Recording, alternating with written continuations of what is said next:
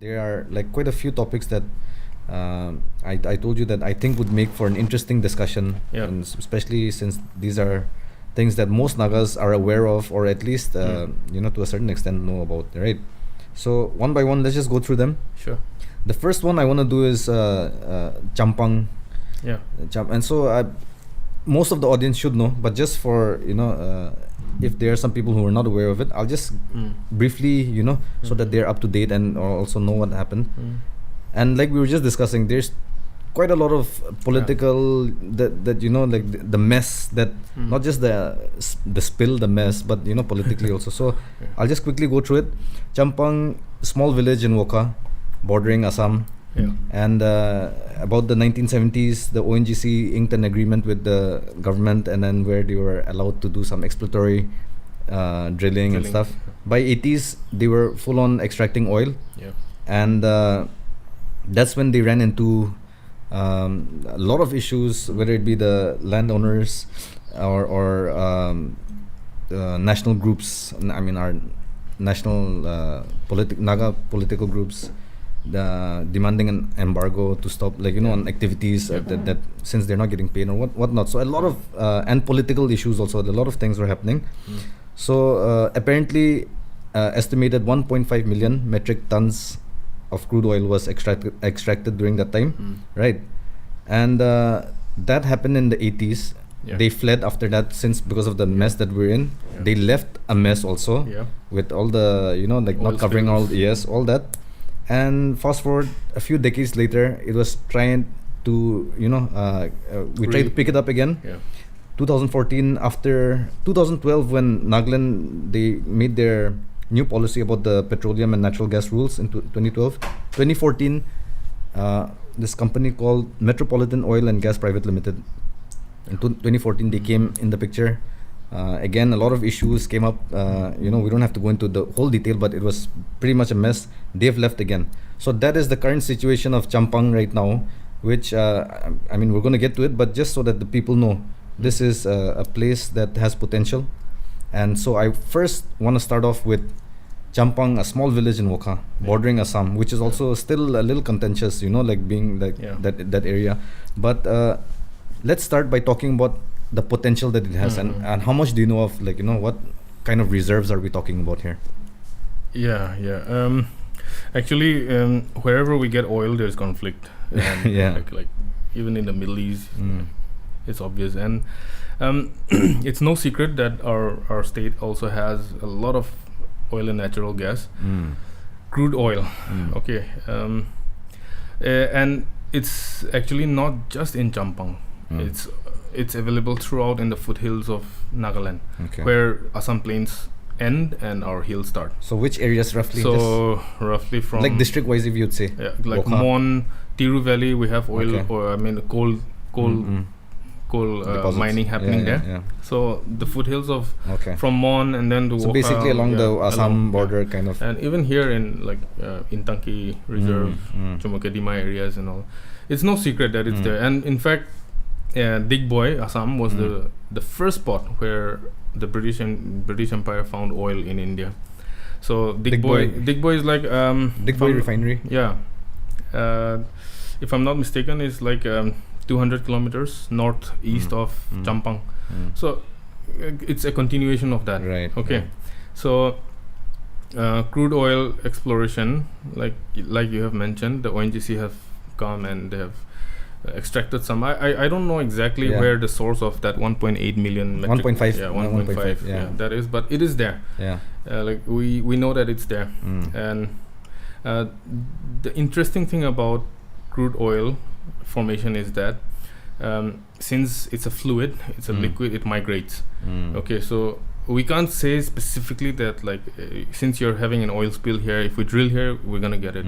It's not. It's oil exploration is a very specialized and a very complex exploration. They do seismic sections. They send sound waves below the earth, and then they'll try to filter it out. They process the image, and then they'll find out where exactly the oil is. That's what ONGC, the people at ONGC do. So in Champang, I think they found oil spills, if I'm not mistaken. If they found oil spills, and oil spills are the most obvious indication, signs that there's oil there.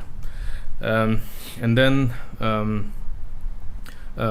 extraction process is actually not that complicated. Like they put boreholes, they drill boreholes, perforated boreholes down there, and then they'll wait for the fluid pressure to build, and then like they'll install valves and all, and then they'll pump it out. But it's not like you'll pump out that crude oil and then put it straight into your vehicle. And sell it, Like even the refinery process is again another very complicated and very specialized, very expensive affair. What I can say, like I don't know the details and the politics and the legal aspects of the Champang oil field. But just speaking on the potential of it, or the reserves that possibly we have a huge reserve there. Not like I said, not just in Champang. We have numerous. Are there any numbers or just rough estimations of how many, what we're talking about here when we say like huge? No, I can't. I don't think I can say that. Okay. Yeah, but then I know that there is crude oil. We know that the crude oil reserves are there, but GSI doesn't deal with oil exploration. By the way, it comes under the purview of some other agency. So we have crude oil and we have natural gas as well. Gas seepages, like if you find gas seepages, you light a match there and it burns. There's gas. It's methane. Yeah. So oil, gas fields, gas deposits are also being tapped by ONGC. And then as far as the exploration method also goes, there are methods that will allow you to start a borehole away from the source, and then they will drill it and they will like change directions, and they can come and tap it. We call it not just vertical straight boreholes, but like you can go in different directions. So someone from another state could, if you're bordering, yeah, definitely, not naming any, but you could, it can be done. They have technologies for that, and they're making leaps and bounds, all this oil and gas exploration. You know.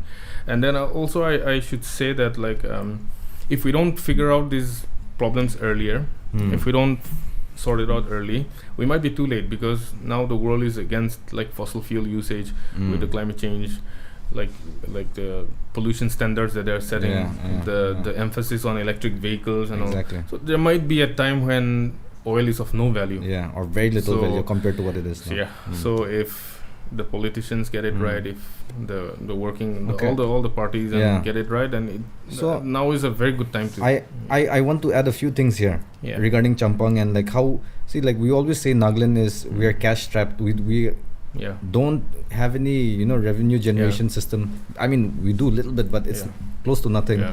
And we're always talking about we need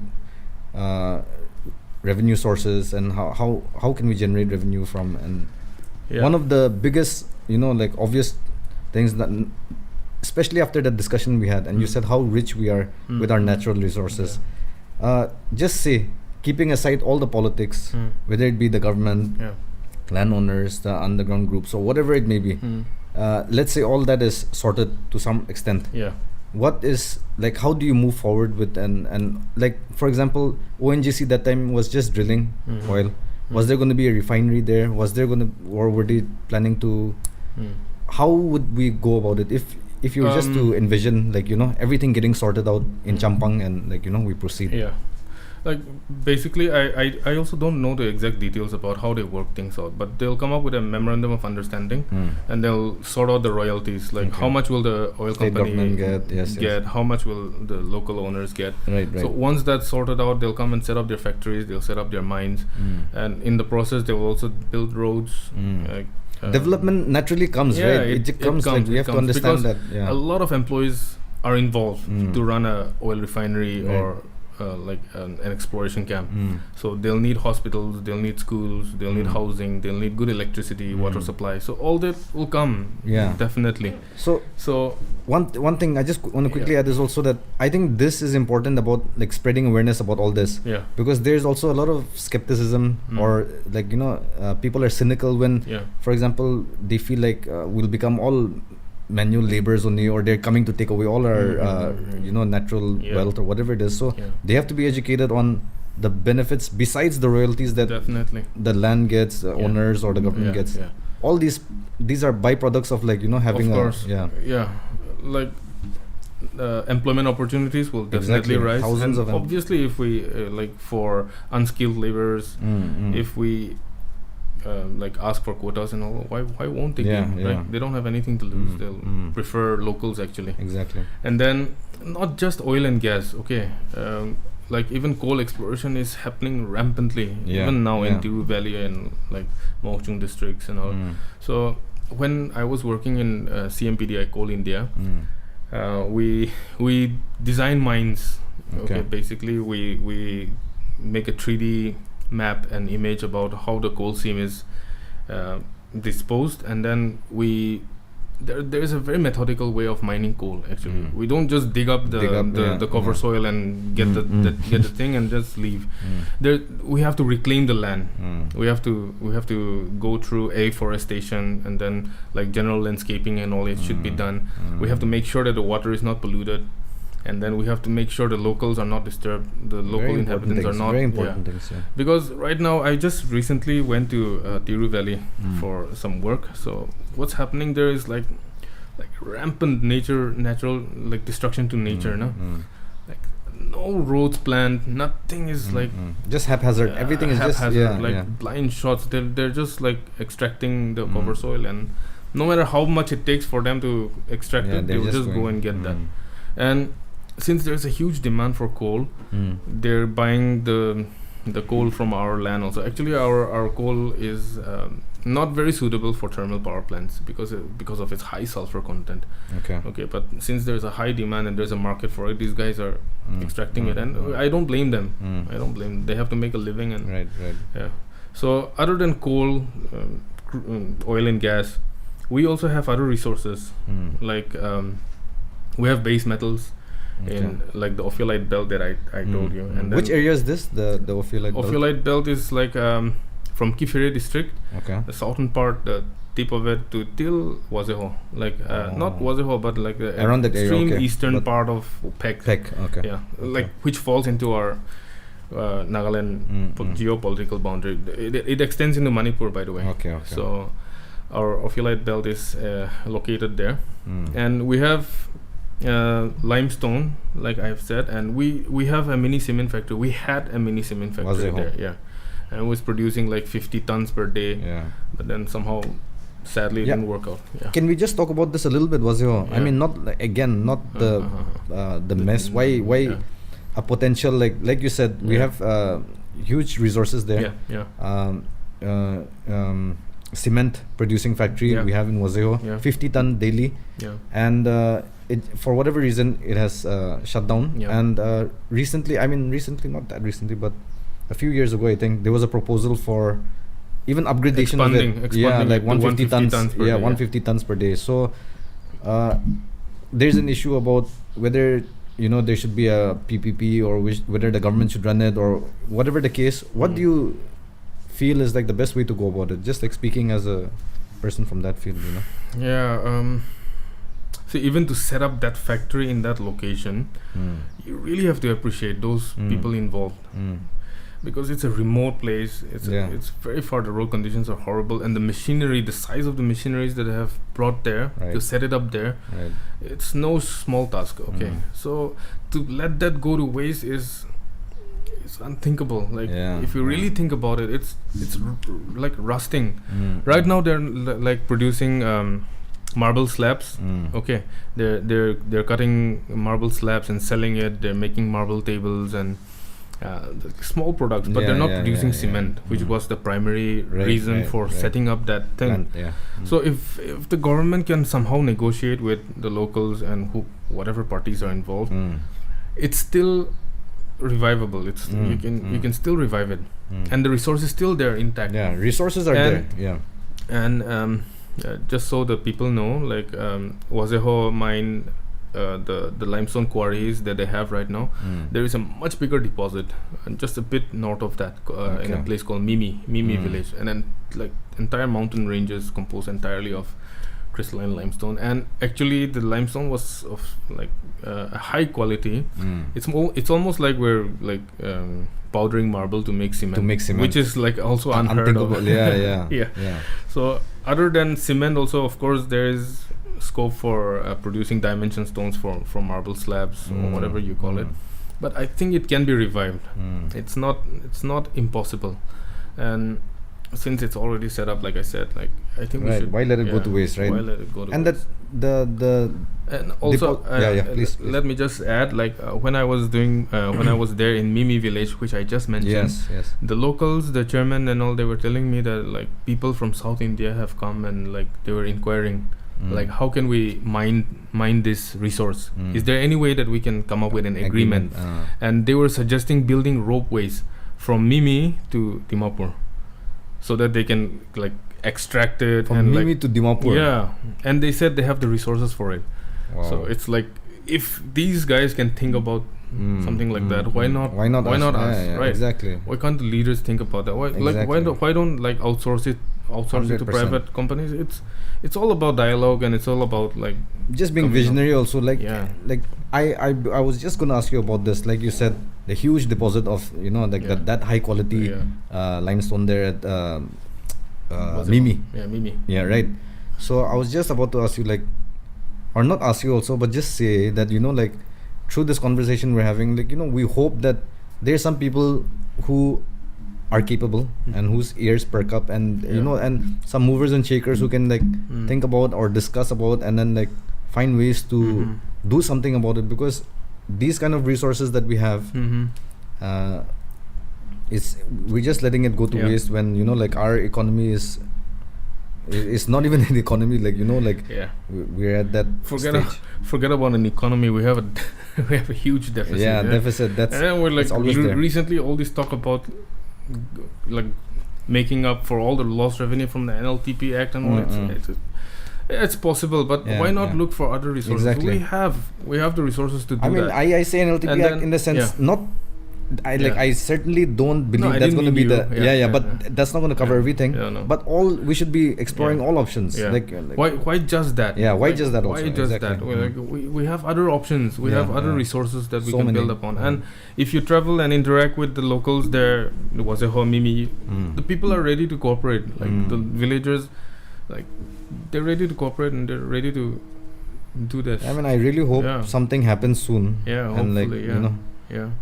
Make the most of what we have. We're blessed with all this, great natural resources. Yeah. A few other, like we talked about how rich we are naturally. And one thing I just want to quickly put in is that day when we met up, when we were having this talk, and you said, because we all know Nagaland is one of the smallest states in India, but you were talking about how that is just, like if we look at surface area, and because of obviously of our terrain and how many mountains and hills we have in Nagaland, we are actually quite a much larger than we appear to be, right? Yeah. So now we have talked about so many existing wealth that we have with our natural resources, starting from gas and oil. And then we've talked about Wazeho area and Mimi with all the limestone. What other and we obviously talked about coal belts in Mon area and stuff. One thing is about the rare earth minerals or rare earth metals. REEs we call it. REEs. RREs. Huh? REE, rare earth elements. Yeah. Okay. Or so can you just break it down for the people, because I found this really fascinating when we were talking that day. Sure. For rare earth elements, I think a chemist will be way more qualified to explain, but I'll just give it basics, in a nutshell. Right? Yeah, there's a special group of elements called the rare earth elements. Okay, we're talking about elements obviously which is rare, so we call it rare. So what makes these metals so special is that they can be used to make very minute like transistors or capacitors, which are used in our mobile phones. Everything today, the highest demanded. That is today. So if we look at like huge transformers that we see like on the roadsides, what these metals can be utilized for is to make mini versions of that, which are like superconductors, and like it can be utilized. The potential is amazing. Okay, so we do have resources of REs, and in which area would it be? it's hard to tell. It's not just localized in one area, because these elements are also very mobile in the sense that they're very resistant to weathering. That they'll be carried out here and there, and like it can be found in numerous settings. So what GSI is doing is like we're trying to obviously find more of these REE elements, and the biggest project that GSI has come up with is the National Geochemical Mapping, NGCM we call it. So what we do in that project is like we collect soil samples, stream sediments. We don't leave out anything, even water samples we collected, and then we try to analyze the data, and we try to see if there's any REs in any of those samples. So we have come up with quite a few promising deposits as well. So we're doing a similar thing here in Nagaland as well. So right now we have a project exploring brine water springs. Those, which area? Those rock salts that we see. Those poor area to be exact, but not just localized in that village in Pek. It's spread all across Nagaland, because we have springs in like Tanamir. It's quite widespread. So like exploring for them is not easy, and extraction is even more difficult. But whoever can get that resource will be China owns like 90% of the deposits, so no wonder they're like doing very well in the. So just hypothetically speaking, if mapping is done by your organization or others or whatever, and deposits of the REEs are found, and somehow with some parties, whether it's the government or like with a private company that tie up and whatnot, but these are being able to be extracted, what are we looking at? Like what kind of boost to the economy? Is it like, are you talking major like we're still at a very early stage, so we don't know really like how big the deposits will be. We can't jump the gun so fast like we right now. We can't jump it, but if there is a sizable deposit, or if there's like if we strike gold in any of the remaining areas, then what we'll do is we'll publish our data. We'll report it to the Ministry of Mines, and they will analyze it, and they will auction off the reports to the mining companies. We have we don't deal with any of the mining like you said earlier. So exploration is still in very early stages, like small reports of it, like so it's more preliminary like studies are just being done right now. Preliminary reports are being done, and also we have our own issue in Nagaland. I mean, like with 371A, we obviously know that we have special rules and in the Constitution of India, but there are some, if I'm not mistaken, I don't want to get this wrong, so I won't explain it in detail, but some time back I think the parliament passed a bill saying that like our resources belong to India basically, whereas according to 371A it's a different story, unless the state assembly ratifies it or something, if I'm not mistaken. Unless the state assembly so it all comes down to the state assembly actually. But are there, just sorry to cut you off, but are there some things like, because when you talk about, like you said, there's always conflict when it comes to oil and gas and all, because these are pretty high up the importance level of a nation's security in sense of I'll just say that when it comes to oil and gas, we know the value of oil. Right. So the Ministry of Petroleum has it takes care of any of the deposits found anywhere within the Union Territory of India. It's not like once you find it, the state can develop it on its own. It's not like that. And obviously they will be considering shares of the state revenue also. So that is there. And another commodity is like radioactive elements, uranium for example, and we all know what uranium is being used for nuclear. Right. So it can be used for good if we use it for like nuclear power plants, nuclear fission power plants and all, but it also can be made nuclear weapons, right? It'll come under the Atomic Mineral Directorate in India, as far as India. So those commodities, though, those are very sensitive. High ranking, all up there, the priority very list and all that. Very high ranking. And it should be handled by experts. Uranium deposits in and around Northeast? In Meghalaya, there is a geological formation called the Mahadek formation. It's a sandstone formation, and it is reported to have uranium. But keep in mind, like if you see that Mahadek uraniferous sandstone, it'll look like another ordinary rock to you. Like we use like GM counters for detecting radioactivity and all that. Right. So it is there. It's reported to be there.